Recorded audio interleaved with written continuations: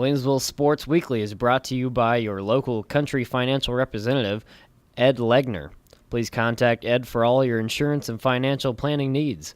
His office is located at 318 Crossing Drive in Sherman, and he can be reached at 217-496-2341. But for now, enjoy the show.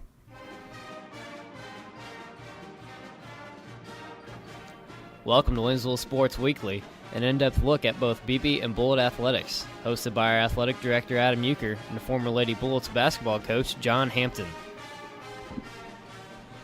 Welcome to Williamsville Sports Weekly, episode 93, presented by Ed Legner, Country Insurance Financial Representative out of Sherman, Illinois. You can visit Ed for all your insurance and financial needs. John, it's hard to believe, middle of March here, winter sports are officially done at the state level with Scholastic Bowl being last weekend and then 3 and 4A for boys basketball. And that's kind of where I want to start a little bit. Been a lot of talk locally. I got asked this on the morning show on Sports Radio 1450 the other day when I was on there promoting a Booster Club event coming up. But Sam Adonia asked me, and there's been some articles in the paper about the attendance at the state basketball series. Obviously, you were able to coach when it was 2 classes down at Assembly Hall. Don't know if you ever coached up at Carver Arena. No. When it was up there. And it was 2 classes up there for a little bit before they went to the 4-class system. But the big talk has been attendance being down. And Craig Anderson had an article in the Peoria Journal-Star right after the state tournament. I think it was in either Sunday or Monday's paper where he talked about, something does need to be done with attendance. And this was really the marquee event for the state for a long time. March Madness, they say it's the original home of March Madness, which the NCAA has started to use as well now. But what do you think the issue is? What's the fix for this? Because obviously something needs to be done, to keep this going. And obviously the IHSA needs it revenue-wise to support some of their other programs. Well, I think there's multiple things you can try. The one thing I look at is we need to look at the attendance at the regional level, the sectional level, and the super sectional level. And from what I see, it's pretty robust. It's the same as usual. Our regional game here at Riverton with our boys was well attended, and we know Riverton's got a big gym, and the sectional games were well attended, and I know the super over at UIS every year is just jam-packed. It's hard to get in actually over there. And then you go look at the state tournament, and you don't see much going on up there. I think a big part of it is, and everybody likes to blame the 4-class system for the interest, and I think it did cause some of the interest to wane. And we were discussing this the other day. Just think about it. Friday at Peoria, there's two tournaments going on now. It's not the state tournament on those weekends. There's 2 tournaments going on. So if I have a team playing in the evening, I'm not showing up in the morning to see those first 2 games. It's not my tournament, as a fan. And vice versa. If my team plays in the morning and I'm within driving distance, I'm going to go home for the night on Friday night, and then maybe come back on Saturday and watch. I'm not going to stay there for the whole weekend. It's not my tournament. It's a partial tournament as a fan, and that's a tough thing to do, especially in today's economy and stuff. If people don't have to stay the night, if you give them a reason not to stay the night, they're not going to stay the night, and then they're not going to attend. And I also think, even with the what's the fan section called? The experience. The experience, yep. You get 300, 400 people back there. That's great to say there's kids back there, but they're not in the arena. So now you're taking a small percentage, and actually it's about 10%.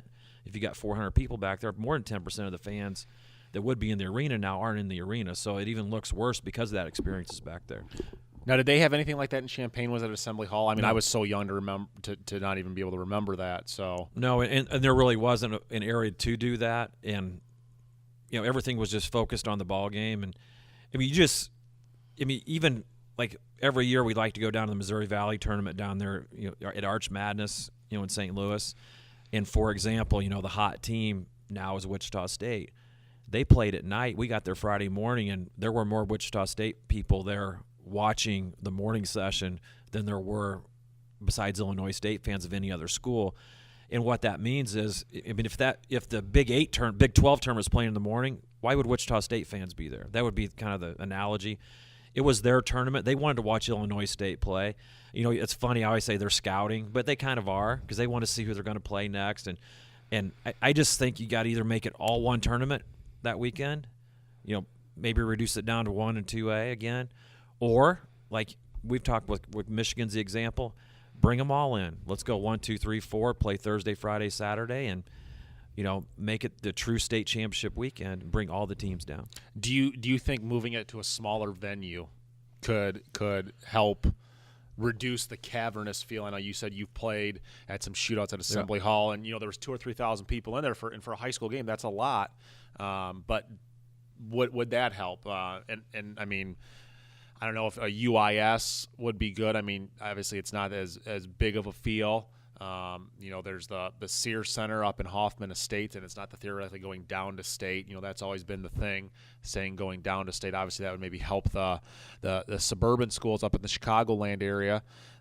Illinois State probably holds about 9,000. Would Redbird, would that be the one? Obviously, they have a contract through 2020, but is that an option? I would love it. Ever since I've seen Redbird, been in Redbird, I've always thought, boy, the state tournament would be great in here. You get, again, you go up there for a super sectional, it's packed. It's not full, but you get 5,000-6,000 people in there. It feels pretty intimate in there, and I know the girls' tournament's there, but something like that, an 8,000 or 9,000 seat arena would be really nice to put it into. But and again, another thing that I always bring up is, now that I'm more of a fan than really into into who's playing and stuff, is in the big school week in the 3-4A, you're going up against the first and second round of the NCAA basketball tournament, and good luck with that. Everyone in America is looking at their bracket. It's just that whole weekend is just clogged up by March Madness. And we've got our 3A and 4A, which should be our better teams, our better players in the state, to showcase them. And we're trying to showcase them up against, the first round or the second round of the NCAA tournament. Good luck with that. I mean, there's just no way to do that. I was up there last year with 1450 with Tim and John, and we were doing some of 3A, 4A games, and literally we had our little iPads with the college games going on as we were announcing the games. So even we were still looking and seeing how the college games were going, while we're announcing the high school games. So maybe do it all. If you're going to do it big. Get all 4 classes going at the same time, and maybe do them on the weekend that you got the 1A, 2A going. It'll be interesting to see what happens. Obviously, a lot of decisions that need to be made and go forward with it. But obviously, a starting point, and obviously, I think the IHSA recognizes that. Right. And I think that was a big deal with the new director, coming out publicly and saying he is concerned about it, and they are looking at ways to fix. Because for a while now, it's almost been like we're just going to count the number of tickets that were sold, not the number of people in the seats, and they would release kind of a false attendance record, figure. And they're still doing that, but it was nice to see him say, yeah, but that really wasn't the attendance, and we're concerned about that. So that's the first step. For them to publicly recognize it and say we are looking for ways to increase the attendance, because the product's good, and when the games are local, we're still getting the crowds. The problem is that weekend of the state tournaments. Yep. It'll be interesting to see what happens in the years to come. The other event that was going up in Peoria, obviously a lot more local interest, specifically here in Williamsville and Sherman, Scholastic Bowl State Championship. First time we had a team go up there, and they bring home second place, losing to Timothy Christian out of Elmhurst in the state finals. But that's still a huge accomplishment. First time there. And we have a lot of juniors on this team, but that's an impressive feat. Very similar to winning a state title in a WISE competition with the academic rigor that those questions are. And I know Mr. Furlow said at the welcome home ceremony this last Sunday he was able to maybe answer 3 questions that entire day correctly.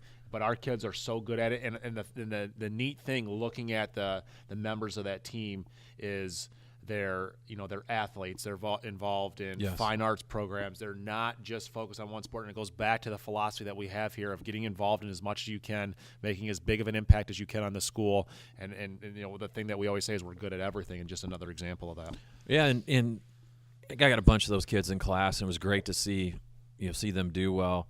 And the really cool thing was, and I told these guys on Monday when they came back, and I said, I can't describe it to you, but you would be so proud of your fellow students here.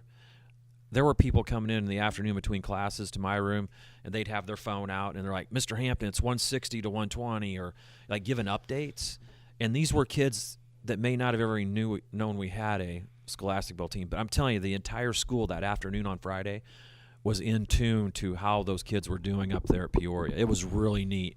Like, it was just a feeling of, like the school came together for an afternoon, and it wasn't streamed. We couldn't see it, so it was almost like the old days where it was just like word of mouth, and it was pretty neat. I mean, all 3 class periods where kids came into my classroom, they were giving me updates. I was like, "How are they doing?" And I wouldn't have to say who. I would just say, "How are they doing?" And 4 or 5 kids would be like, "They won their second game. They're automatically in the finals." I mean, it was pretty neat. It was a really neat day around here, and I'm sure it was a pretty neat day up there for Mr. Furlow and those guys as they were trying to win that championship. Well, you talk about how a large number of kids were asking and caring. That just speaks volumes about what the culture is here. And I've said that to a lot of people since I've been here, is the culture here is absolutely amazing, and how supportive we are of each other and all of our programs and the diversity that we have here amongst our students. And you don't get that at a lot of places. And that just speaks volumes about, the kids here, the staff here, the parents of within the community. But our culture is very unique here that supports why we can excel at everything we do. Yeah, I mean, I told the kids, I said, I've been here 8 years, and that was one of the better days that I've been here, and I love it here. It's like we had a lot of bad days, but it was one of the better days because of everybody pulling together. And I'm telling you, there were kids giving me updates. I was like, holy cow, I didn't know that kid would even care. So it was pretty neat. It was a really neat day. Well, once again, congratulations to Coach Trimpe and Coach Vichy on that state finals appearance and bringing home the second-place trophy. And I think they're going to have many more opportunities to go up to Peoria and hopefully capture a state title. Moving into the spring sport, we'll be chatting with head coach Jess Buttry and his assistant, former student here, Collin Brennan, who went on to pitch at Bradley. But before I want to get into that, the big thing that everyone's talking about in baseball this season is the pitch count. And translating that over to basketball when you were coaching, what could you compare that to if they were to limit anything, like I guess maybe shooting free throws or like a shot count? But obviously that motion that a pitcher makes with his arm, they're trying to protect the kids. But it's something that the coaches really have to worry about, and it's going to, I think, drastically change the high school game here and how things happen. And maybe some things could happen where are they going to limit the maximum number of games? It's at 35 right now, but I was talking to Auburn's head coach yesterday, and he had to pull a kid out in the middle of an inning. He was at 4 1/3 and had to pull a kid out because he was already at his max. What's the details on it? It varies. Like if you do 35 pitches, then you can go the next day. Okay. But the max, if you go the max, you're gone for 4 days. Then will this pertain to postseason as well? Postseason, it goes up a little bit, but yeah, it does. Okay. Like if you pitch a kid on a Wednesday, you can't, and he pitches the max in a regional semi, you can't throw him Saturday. One thing competitively, it's going to favor those teams obviously with a deeper staff, which will actually probably favor us in the long run here at Williamsville because we usually have multiple pitchers that can throw. But basketball-wise, the only thing I could think of would be minutes. If they said, hey, a kid can only play so many minutes. One thing, and I don't know if it's still around, that they used to have is you could only play so many quarters. Nope, they got rid of that. Yep. Because we used to have to keep track when I coached freshmen. We have some freshmen who play freshman and JV. You have to keep track of quarters.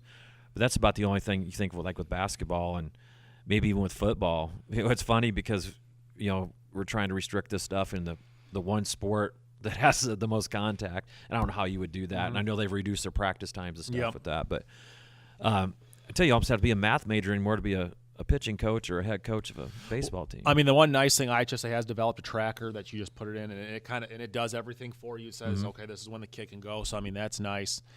But the thing that we've talked about is how is it going to impact those lower-level programs? I've talked to some other I didn't even think about that. Talked to some other ADs, and they're worried about their lower-level programs, possibly going away. I've even talked with one who's even looking at getting rid of their JV program altogether and going like plus innings after varsity, very similar to what softball does.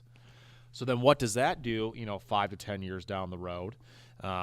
It's affecting the other 8 players. Yeah. The development of the fielders and the batters. Well, and then you look at it, too, like from our perspective. We have a full JV slate. Yeah. So then if other schools around here lose their programs, how does that, affect us? Are we having to travel more? And then if we're not getting categorical money from the state with transportation, do we have to cut our stuff? And it's nothing we've done.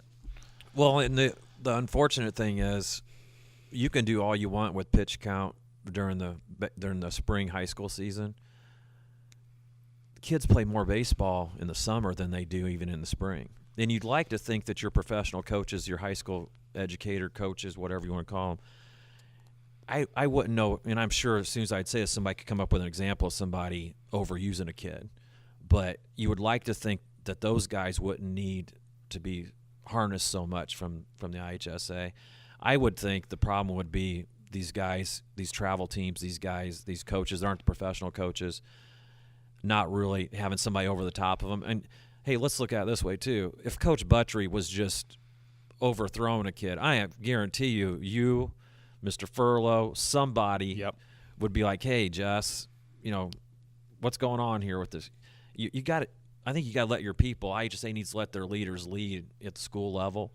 But when you can't, my concern would be in the summer and fall. Some of these kids play year round, So I don't know if it's a high school season that's causing, these Tommy John and all that kind of stuff. There's a lot of different theories on that. Oh yeah, and that's the one thing we talked about too.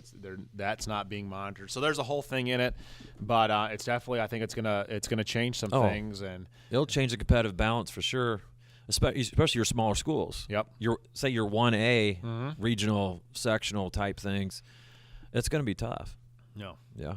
Well, and I know. Auburn was telling me they were playing a team the other day at the lower levels, and they were losing 8-0, but they didn't come back winning 10-8 because the other team had run out of their pitchers, and so then they just were throwing kids out there. And then they ended up coming back winning. So, it benefited them there because they had a deeper staff. So there's a perfect example right there. So, like we said, we're going to be talking with Coach Buttry and JV head coach Collin Brennan here shortly. But, they're going for their it'd be their sixth straight – could be their sixth straight regional title, but their seventh straight conference title in baseball. We were talking about softball-wise. This could be their 14th regional title. And on the conference side, I think they've won it 25 out of the last 27 years in the Sagamo. And we talked about that before, but that's just unheard of. And it's just amazing. And the kids that are there now, they don't want to let the kids down before. And I know when you have people come back that want to help, obviously Coach Brennan coming back and helping, that probably adds a little bit more motivation too, having someone that, won a conference title, made an appearance at state, now on your staff. You don't want to let them down either. No, and I'm a big Kansas basketball fan, and they've won their 13th straight conference title this year, and which is amazing. But you hear that those kids even say when they get interviewed, we didn't want to let the prior 12 teams down. It's the same idea here, with our softball and our baseball, and it's hard to. I couldn't imagine, and we had great teams winning 6-7 straight conference titles, let alone, with the girls, 14 straight regionals or. Come on. That's just crazy. And as we were saying earlier, you almost feel sorry for some of the teams that are in the area that get stuck in this regional every year with our softball team, because they may have a great team and, hey, here's Williamsville waiting for you, in the regional. And what our baseball team's done with Pleasant Plains, a state power as well within the conference, to be shooting for their 7th straight conference title, that's amazing. And the mark of a good program is to always be there. Either we've talked many times, you want to put yourself in a position to be good enough to get to state, to do something at state. And some years you make it, some years you don't. Well, obviously this is a great example of two programs that are just ridiculous as far as always be knocking on the door. And every year they're one of the teams that gets mentioned as having a chance to go to state. Now, obviously, a lot of talk this year with the softball program. This junior class won it as 8th graders. Only lost 2 seniors off last year's program. Got really 3 pitchers, 2 that would see a lot of the light. Daniel Dennis doesn't pitch a lot, but Peyton Long and Olivia Feltz. There's a lot of talk that they have a great shot at being there. And then, as we said, baseball, the same thing. And I know Coach Buttry and Coach Asheville don't like to talk about that, but that's what the expectation is. And I think those kids can feel that, and they're very goal-oriented, and they want to make that push as well. Yeah, and they believe, and they should. Obviously, the proof's there. Every time they walk out there and they see those signs up with all the accomplishments, they get it. The process works. The process that Coach Grebner's brought into the softball program, now Coach Ashbaugh is doing, and obviously the baseball with Coach Furlow and then Coach Buttry. It's what's nice is when kids can show up and just believe in what they're being taught. So now they're just confident and they can just play. Because sometimes you'll see teams where there's kind of like you can see some chinks in the armor. And some of that is they just really don't believe in the process or what they're doing, and that lets our kids just play free and easy. And one thing I noticed being in the area is better programs like these programs, they tend to win late in games because they believe in what they're doing. They don't have to do something different late in a game when there's pressure on them. And you'll see that, and we've already seen the softball team come from behind this year once and win games, and these two programs really exhibit that. Last thing that I want to touch on here, next Friday at Boondocks, the spring fundraiser for the Booster Club, presenting Cool to Dueling Piano, starting at 6 o'clock. The doors open. $20 if you want dinner. Show starts at 7:30. $10 if you just want the show. But I was on Sports Radio 1450 on Tuesday morning with Booster Club President Michelle Busher to kind of promote this. And the thing that I talked about on there, since I've been here, they've given back over $175,000 to the athletic program. The last 3 years, the last 2 years, they've averaged about $60,000. This year it'll be close to about $70,000 once everything's said and done, which is absolutely amazing. But the thing that I really want to point out to people and put the pressure on them to come and attend to this stuff is the Booster Club is vital to the success and the continued success of the athletic program, especially with the place that we're in terms of finances with the state. Because when you're not getting finances, you have to look at moving things around to make sure, the necessities get taken care of, and the Booster Club helps offset some things that allow us to continue to provide great programs, great opportunities, which comes from the equipment, the facilities that we have, and everything. But really hope everyone can come out and attend. And if you can't come to this event, support them in other ways by either coming out and buying Bullet gear or going to the golf outing. But it's what they do, we can't spread enough light on. No, because you can't. They do so much, you can't even list it, what they do every year. And it's almost become an expectation, kind of like our programs. But you got to keep supporting these guys. I mean, one thing that people don't get either is our trainer that we have here every day, and everyone just kind of takes for granted in a good way. I'm not knocking them taking it for granted, but we're so lucky to school 450 kids to have a trainer here every single day that goes to a lot of our events. And I know as coaches, I mean, you don't even have to worry about that. There's a lot of schools, and I'm telling you, where I was at different schools, I'm taping ankles, and I'm not an expert at taping ankles. We're kind of diagnosing injuries, instead of here where we just say, hey, Paul, and Paul comes out of his room, and we got a professional, experienced, sports trainer out there working with our kids and communicating with the parents, a professional opinion. And our kids get into these sports doctors faster than anyone else because he just makes a phone call and they're in there the next day instead of having parents call in and a week later they get in. I mean, but besides all the other stuff, the fact that they pay for our trainer to come out here, to me, that's the number one advantage we have over some of the schools that we compete with is having that trainer, getting our kids. And besides taking care of injuries, he helps the coaches with conditioning, training, things like that as well. Yeah, so they do asset. We can't sit here and say enough of what the boosters do. And anytime you can support them. I mean, they're just – and it's a core group of people that are just tremendously concerned about kids and put their time in and help kids out. And if anytime you can support somebody like that, you got to do it.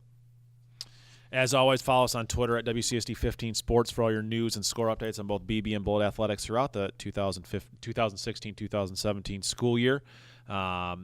This podcast, Williamsville Sports Weekly, you can subscribe to us on iTunes, so that comes to your podcast feed every week. If you're not on iTunes, we do put it up on our Facebook page, facebook.com/WHS Bullets, where you can connect not only with the athletic program, but Williamsville High School as well. We also put it up on our YouTube page, and you can see a lot of the great videos that our kids have helped put together for the athletic program, but this podcast is up there as well. Or on the main page of the website, WCSD15.org, just click on athletics. On the left-hand side of the page, this episode as well as the past 92 episodes are available for you to listen to. When we return, we'll be joined by head boys baseball coach Jess Buttry. Next time you're in the market for insurance or financial planning, stop by and see Country Financial Representative Ed Legner at 318 Crossing Drive in Sherman, or give him a call at 217-496-2341. And now, back to the show.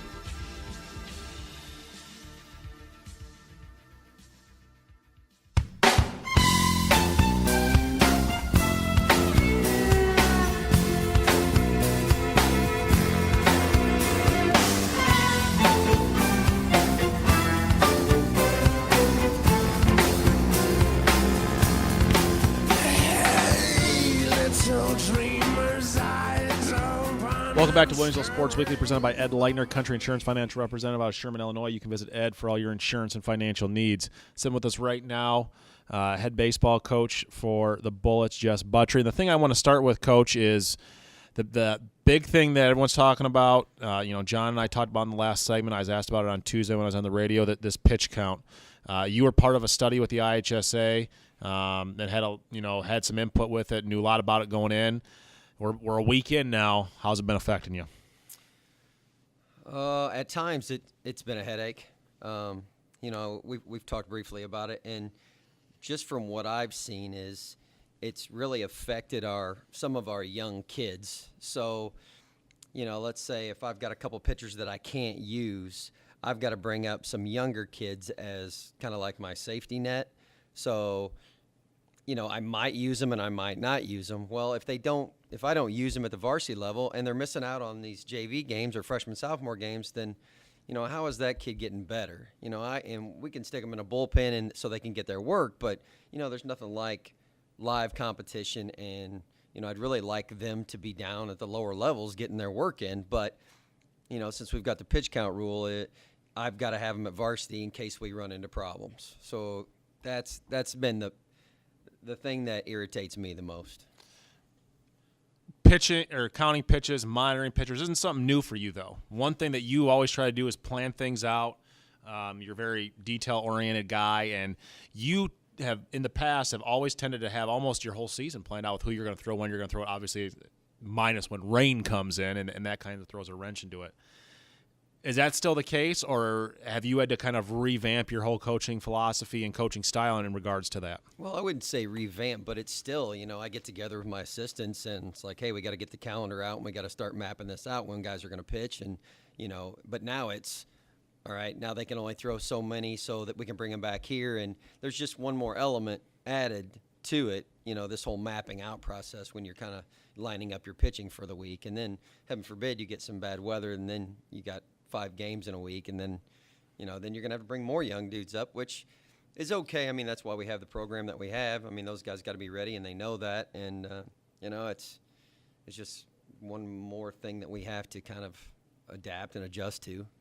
Do you think there'll be tweaks to it at the end of this season? I know something that we've talked about is maybe the IHSA limiting the number of games. Right now we can do a maximum of 35 or something where, we decide that, where we're going to limit the number of games so that we can have more quality starts for our kids based on this new system that we have to play in.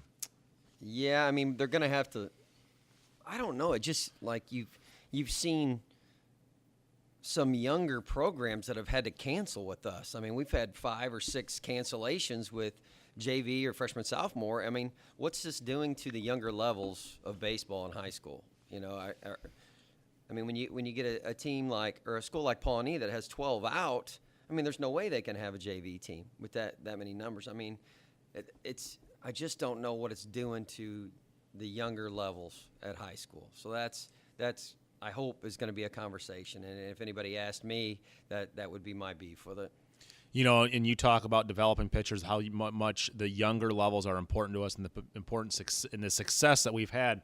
Obviously, right now, 6 straight conference titles, 5 straight regional titles, going for your 7th in the Sagamo, 6th at the IHSA level. But that's because of what you've been able to do at the younger levels, where you just kind of, the next guy up. A Cody Womack as an example, or when we made our run in 2015. His name's escaping me right now. Finale. Pitches a gem in the Super, ends up pitching the state title. The year before as a junior, he's playing JV. That's something that we've done, but is that going to be able to continue, or are we going to have to move more kids up? Yeah, that's a good question. That's a good question. I wish I knew the answer to that, but we've got a guy right now that is kind of a JV varsity guy, and he's not getting innings at either place because we might need him at the varsity level, so he can't throw his JV innings. So, I feel like I'm repeating myself a little bit with that, but I guess that's kind of is what it is right now. That's where we're at. We've seen some new guys out on the mound: Joe Rossetti, Talon File, even Justin Beggs. But you still got a good group of returners. Talk about what you've had to replace in other spots this year after losing a great group of seniors off the 2016 team. Yeah, and you when you think of the outfield, you think of Vince Vignali and how much room he covered, and man, how many runs he saved out there. So right now, Adam Clark's out there in center field, has done a great job. Patty Hagelin has been out there. And then, we got our other outfielders are kind of senior-led by Austin Robbs and Garrett Eggleston. So, the seniors have really stepped up this year. It's a good group of seniors. We have 9. So I've been really happy with where we're at as far as guys stepping up and filling roles that kind of, were left empty by seniors from last year. So far, so good. And that's one thing that we notice every year. You always have a huge crop of seniors, but it's because they've been able to get experience and they're not just riding the pine up at the varsity level. Right. And next year is going to be a big challenge because we have 9 seniors that all are impact guys. They're all getting good innings, and to lose that many impact players, that's when Justin Beggs is really going to have to step up next year on the mound, and Justice Ferrier might have to throw, and Josh Gray's going to have to step up next year. And we've got some younger kids that we think are going to be part of that. But I really have to think about next year losing 9 seniors. I've got to have guys ready to play varsity next year. But like we said, that's kind of the story. That's it always kind of falls into place and goes back to that program you've developed. Speaking of developing players and individuals, one of the guys you were able to coach when you were an assistant, back helping the program right now, Collin Brennan, will be talking to him in the next segment. But I'm sure that's pretty special for you to have kids that want to come back and help and give back to the program that helped them. Talk to us a little bit about Collin, what you remember back, his senior year. You guys made a run 4th place at state when Coach Furlow was still the head coach, which, over 12 years ago, but I'm sure you have some memories. Well, I remember his hair was out of control back in the day, and his hat barely fit around his head. But I do remember him being so dominant for us. And that was a long time ago. It feels like I'm kind of old, but Collin was a dominant force, and no doubt he had a good college career and got drafted. And just for him to come back and help us, especially with the pitchers, he's really helped with the pitchers, and he's running the younger programs right now, the JV and the freshman sophomore, and they've had some success already this season. So I really like what he's done, and having him back and part of the program, that's kind of cool to see. I know he was under Coach Furlow, so. Coach Furlow was happy to hear that he'd be back helping the program too, so it's been good to have him. Now Coach Beard, who's kind of lessened his role a little bit this year with in terms of the baseball program, but him and Collin had some battles back in the day when they were in school, being on the same summer team. Do you remember any of that when Nick was over at Plains? Well, like right now they kind of say that they're buddies and they played together in the summer, but when they were competing. Plains versus Williamsville. I mean, I can't say that they were good buddies at that time. Pretty heated battles, and two fierce competitors. So it's cool to see them talking about all their battles. 10, 20 years ago or whenever it was. They're still pretty young, aren't they? So it wasn't that long ago. So probably 10, 12 years ago. Sorry. But it's been good because they have that in common, and they talk about. All the good old days all the time. So it's been good to see them communicate like that. Speaking of Plains, obviously they're the ones usually between us and them. They were talking about that on 1450 this morning about how that game, beginning of May is always a huge impact game on the conference stands. I'm sure you have a little bit of breath of relief getting that first conference win against New Berlin the other night and gutting it out after being up 4-0, and they kind of battled back and you end up winning 5-4 and being in an adverse situation that early in the year. And even the SHG game to teach this group of kids, we have the target on our back and we always have to bring our A game regardless of who we're playing. Yeah, no doubt. I mean, in the SHG game we were down 3-1, and I just felt like we kind of grinded it out and battled back and just gave ourselves a chance to win at the end and played very, very good defense. And, the New Berlin game was kind of the opposite about, we jumped out early, 4-0, we had bases loaded, and we get picked off. We got picked off 2 or 3 other times, and we played just sloppy baseball. So, the big message to the kids is, we can be really good this year, but it's, you got to show up every day. You can't take things for granted, and you got to come ready to go. So that's hopefully tomorrow when we go to Argenna, who always plays us tough. We're a little bit more focused and ready to play ball. Coach, once again, thank you for taking time out of your day to talk with us about the season and where the state of baseball and the state of high school baseball in the state of Illinois is going. But before we let you go, anything else we'd like to add or tell the listeners out there? No, just come on out and catch a game when you can.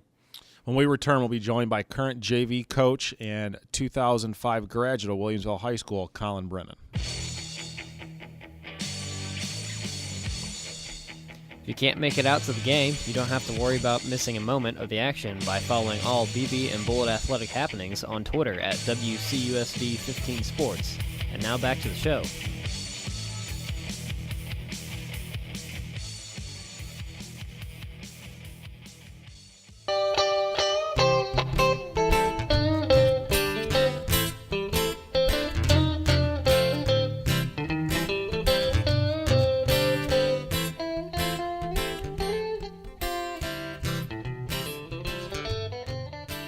Welcome back to Williamsville Sports Weekly, presented by Ed Legner, Country Insurance Financial Representative out of Sherman, Illinois. You can visit Ed for all your insurance and financial needs.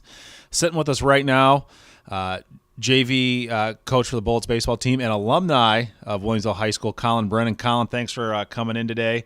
I know you kind of have a opposite work schedule than the rest of us, where you're coming to practice and you're heading up to work up at the correctional facility. So first thing I kind of want to ask you about with that is, what's your sleep schedule like? Because obviously you're probably sleeping during the day, and you got little kids like me, and obviously with having kids, your sleep schedule's all out of whack, but then you throw in a night job, I'm sure it's just all out of sorts. Oh, it's a lot of fun. I get home and I play with the girls for a couple hours and then lay down for about 4 or 5 hours, then head to the ballpark. Now is it hard to sleep during the day? I mean, I know people that are on third shift. They have the blackout curtains and everything. Is that kind of how you have things set up at home too? I actually went out and bought a mask, so that helps quite a bit. It took a little bit to get used to, but as long as the girls aren't knocking on the door screaming "Daddy," I can get a few hours. Now, when you say mask, the first thing that pops in my head is like a Batman mask or like a Darth Vader mask. It's not a mask like that. It's one just kind of like for your eyes, right? Yeah, more like a what would it be, Robin, with just the eyes. Oh, okay. Covered. Yeah. Now, what would be interesting if for you to go out and maybe mess with some of the players you have and tell them you're going to throw BP with that mask on and tell them, hey, don't worry about it, I got the control and I know where it's going. I'm sure they'd probably get a kick out of that. Well, they've seen me throw BP, and it's a little rough, so I don't think they would trust me too much. Now, going back to your playing time here, obviously your name's up on the wall in the gym, 4th place finish your senior year with Coach Furlow and Coach Buttry. Take us back to that season. I know you talked about before we went on the air here and started recording this that you felt like you guys should have made a run sooner. Obviously, finishing 4th was not probably what you wanted to do. You did win one game at state. But talk to us about that season, because it was a special year, and we hadn't, that was the last time we had gotten, to the big show until 2015. Oh, that was an exciting season. We had a lot of good pitching, hitting, defense, everything. It seemed to all line up. So we expected to make a deep run in the tournament, and with our start at 22 straight games with a win, and once we got to state, it didn't turn out just like we planned, but it was fun. It was exciting. And both you and softball made it to state that year, which I'm sure is pretty special. I know Mr. Furlow tells a story about how I think you guys got finished, then you were in the super sectional up in Bloomington, and then you guys went over and watched the girls finish, and that was the last time, too, that we both made it at the same time. That was really exciting because you want your team to do well, but you also want every other sport that's going on to do well, and your classmates that you've grown up with, they're excelling in it, they're winning, so it's fun. It's a good time. It's competitive because you want to do better than them. They're trying to do better than you. So sure. Now, you win that first game at state. I know your nerves were pretty ratcheted up during that game, and Mr. Furlow had obviously taken the team there in '97, so he had kind of experienced that. So as a coach, he was probably trying to calm you guys down, and he kind of loosened you up a little bit when you were warming up. Can you reminisce with that story a little bit and kind of let us know about what he did to kind of make you loosen up and be able to go out there and throw a good game? Getting loose, warming up, and He says, a good icebreaker would go out there and throw the first pitch to the backstop, about 10 feet in the air. It makes the other team a little nervous. Like, are we really going to step in on this guy? And you get the fans coming in, so they get excited and they're fired up. So, yeah, definitely ease the tension and make things a lot more relaxed. And that was when it was over at Lanphier Park. Things weren't up at O'Brien Field up in Peoria. I'm sure you guys had a great crowd there. That was the same thing in '97. A very short trip for the Williamsville and Sherman communities. Do you remember anything about the crowd that weekend back 12 years ago? The crowd was amazing all through the playoffs and even the regular season. I remember the super sectional game the sectional game playing out at Riverton. The entire town came out, which is awesome to see because it's not just about your team, it's the whole community. And when you get that much support trying to get to the bullpen and you're running in and out of fans and they're cheering you on, then you go to state, and I think we set one of the records for the most people they've ever had, and got a group of about 10 classmates sitting front row with signs, hooting and hollering the entire game, keeping you up. It keeps you motivated and shows you that it's more than just your team. It's about everyone, the whole community and everything. So now, obviously, you finish the season, then you go on to play college ball at Bradley. Talk to us about that recruiting process and kind of what made you decide on going to Bradley over some other schools that were looking at you. Recruit-wise, it was a lot of fun. There's scouts there at all the games because we sent 11 people off to play college ball after that. So if it wasn't one guy, it was another guy getting looks, and that's fun to see because not everybody gets that opportunity. Bradley, I chose that because a teammate of mine that I'd played with for 6 years during the summer was going there, and we were going to room together, and it felt like a good fit. It was known for pitching, and their school's good. Dewey Calmer has been there forever, built a nice program, winning coach, so I thought that's a good place to go. And pitching coach was Mike Dunn, played the pros. He's got all kinds of records there, so I thought I could learn a lot, which I did. But it was just a great experience. Now, obviously, a lot of times kids are getting college looks. They're getting, scouts from the majors. I know there was 8 or 9 major league scouts over at the Chatham SHG game last night with their pitcher on the mound who's going to Louisville. Was that the same thing for you? Were you getting major league scouts coming too? And, what was the deciding factor for you to go the college route versus going to the minors right away? Yeah, every once in a while there'd be a major league scout that showed up, and which was fun, nerve-wracking a little bit. But I decided to go to college just because your school is more important, and if your career is going to take off in baseball, it's going to take off after school or not. So I thought it'd be better to get my education in, and then if I can, go play for a while. If it doesn't work out, it doesn't work out, but now I've got my degree, so I'm ready to go instead of being set back a little bit.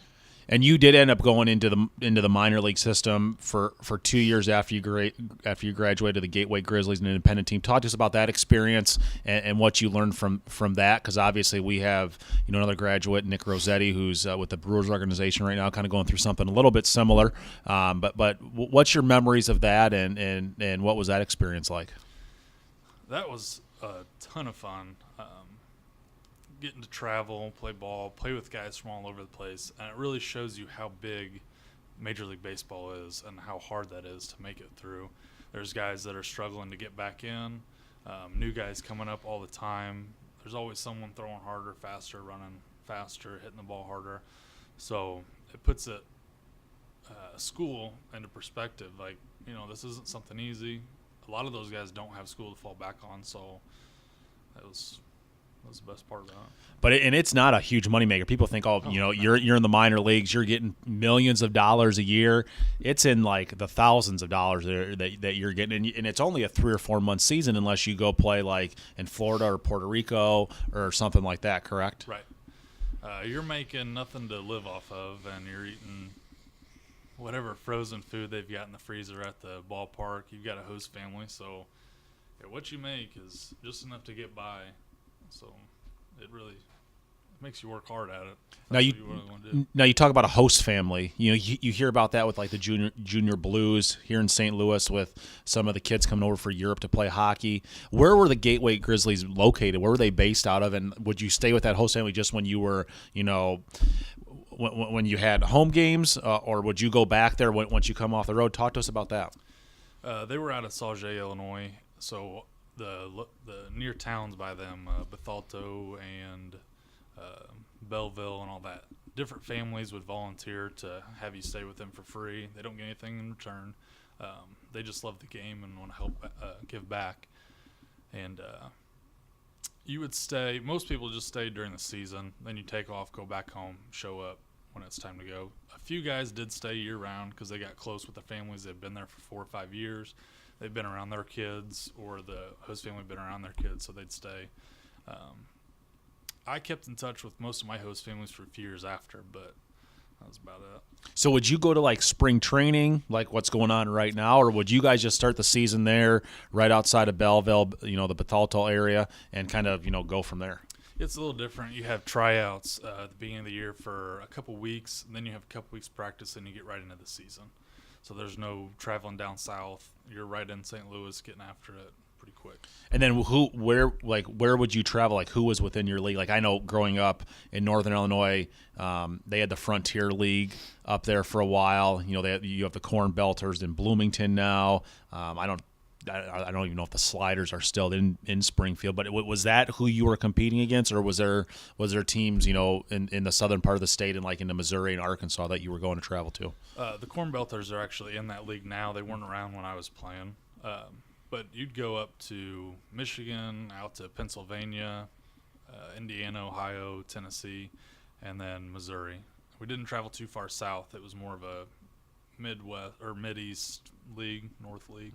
So, what kind of advice do you have to kids right now who are in that kind of same process that you were in almost a decade ago, kind of deciding the college route, or even, you know, right now they're coming out of school. Should I go, you know, play ball? Should I go into my career? What, you know, looking back, what did you learn from that? And if you could go back and do it now based on what you learned, would you do anything differently? I would say education is definitely the number one. If you're not signing for a very, very large deal, I'd get your education, because baseball is always going to be there. And if you go to a good program, they're just going to build you stronger. You're going to get better. You're going to learn more. Looking back on it, I would have done the same thing. Injuries happen, but if you got that education in your back pocket, you'll be good to go. Obviously, being a member of the staff now, I'm sure that's even maybe still a little bit of a surreal experience. Obviously, Coach Buttry was an assistant when you were here. Is he as fiery now as he was back then? Has he changed at all? Oh, no, there's still a lot of intensity there. Yeah. I like it. Yeah. I got to bring my intensity and try and get on that level. What does it mean for you to be able to come back and to kind of give back to the program that helped you so much? As you and I were talking before we started recording this, you know, there's a handful of people. Mitch Davidson, our head boys soccer coach, Jack Sabutis, our head freshman coach, Megan Miller helps out with soccer, and then some stats for me. And you know, I know they're always excited to come back. I'm sure that's the same thing for you to want to give back, and I'm sure that's a really neat experience. Which is that helping and giving back. I had so many opportunities from this place. So for a little chance to come back and try and help one or two kids or whatever I can do, it makes it worth it. And especially coming back to Williamsville, where I grew up. One last thing before we kind of close this out. Obviously, Mr. Furlow's the principal now, but he was your coach for 4 years. And I don't know, did he coach you in junior high at all, or was he done with junior high by the time you went through? I had him for junior high. So you had him for 6 years. And a neighbor for a few years before that. So you have a pretty good relationship with him. But baseball wise, what was your favorite memory of playing for him back when he was still coaching? His intensity was always there, but he knew when to have fun. So I'm out there pitching and throwing all right, struggling a little bit, and he decides he's going to come out. He jogs out. He's like, all right, give me the ball. You're done. We're going to bring in the relief pitcher. I'm sitting there thinking, well, I didn't see anybody warming up, and I am the relief pitcher, so I don't know who's coming in. So he turns around, looks over the bullpen, turns around, sees me stand there. So, oh, that was quick. So he just always kept you light, kept you having fun, kept you motivated. So it was a blast playing for him. Did you ever think that he'd be in the office that he is in now when you were coaching or when you were playing? Yeah, he talked about it before, and I think he's a great fit for it. And if he's anything like he was coaching, then he's probably doing a pretty good job as principal. Well, Collin, once again, thank you so much for coming on. I really appreciate it. Before I let you go, anything else you'd like to add or tell the listeners out there?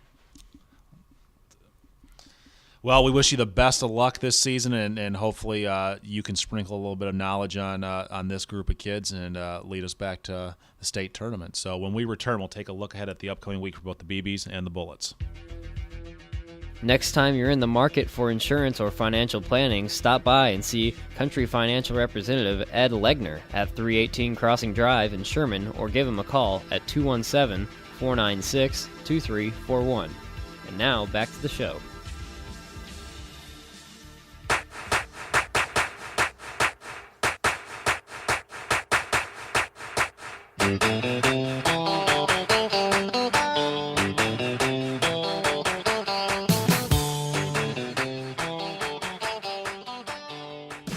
Welcome back to Williamsville Sports Weekly, presented by Ed Legner, Country Insurance Financial Representative out of Sherman, Illinois. You can visit Ed for all your insurance and financial needs. It was fun to sit down with Coach Buttry and then current JV head coach and alumni Collin Brennan. The only thing I'm disappointed about, of course, after I record that, Coach Beard comes up to me and says, "Man, you should have asked me some more stories about Collin," as we had some battles out on the ball diamond, and they had some summer, and they played together in some summer league stuff. So, of course, Coach Beard waits until the interview is done before he tells me that. But that's just an interesting tidbit of information to have, that those two guys who used to battle back in the day when they were in high school are now on the same staff together, and our kids obviously benefit from that with two great pitchers back during their high school and college careers, helping our kids develop and enhance their skills right now. And we've seen that that's paid off huge dividends, as we talked about, going for our 6th straight regional title, 7th straight conference title within the Sagamo. So obviously it's going to be a tough road, but we wouldn't want it any other way here with having the bullseye on our back with people chasing us. And like Coach Hampton said, the marquee of a good program is always being there and always competing, and we're fortunate enough to have that. Want to go over some scores from last night. Softball had a huge win heading up to Jane Smith Field up in Washington, home of former Lady Bullets softball coach Jane Grebner, and come away with an 11-7 victory. They were up 11-2 in the 7th before Washington made a little bit of a comeback, and the girls held on for that victory, which will be huge, not only for their confidence as Washington the last 2 years won 3A in 2015, 2016, defending 3A runner-up. So a great victory for the girls, and really important for that subsectional seeding, as that information came out yesterday, actually.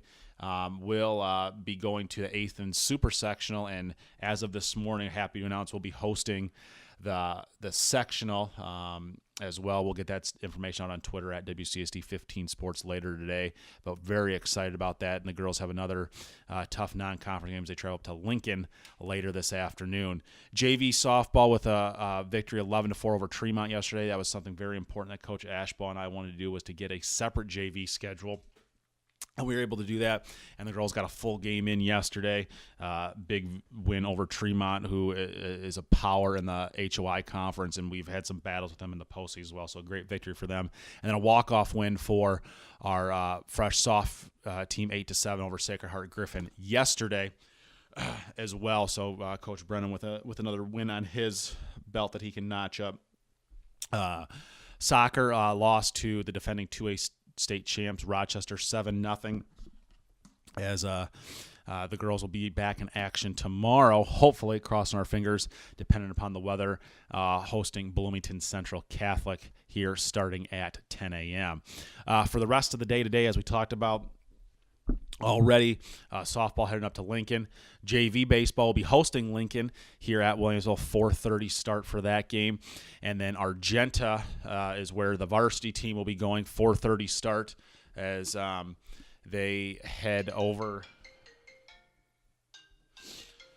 to Argenta in the land of the Bombers for a important non-conference game later this afternoon. Track, we'll be heading up to Illinois Wesleyan for the Illinois Top Times Indoor State Meet. They'll be leaving here about 1:30, and we'll have all those results up on Twitter at WCSD15 Sports as they come in later this afternoon. Tomorrow, as we talked about, soccer, hosting Bloomington Central Catholic, and then as of right now, hopefully we get it in, the JV softball will be hosting Pekin in a double header. Moving into next week, on Monday, varsity baseball travels to Lamphere for a 4:30 start on Monday the 27th. Fresh Soft will be hosting Taylorville in a baseball matchup here at 4:30 as well. Tuesday, a lot of things that you can come catch out here at Williamsville High School at Jane Grebner Field. First Sagamo Conference matchup of the year for the Lady Bullets in softball as they host Riverton, 4:30 JV to follow. You can catch soccer at hosting St. Teresa, and JV baseball hosting Normal Community. And then on the 29th, JV softball will be traveling up to East Peoria, a rescheduled game from the 14th of March. Next Thursday, first home track meet at Don Williams Track as the Bullets in both the boys and girls side will be hosting Auburn, Pawnee, and Rochester.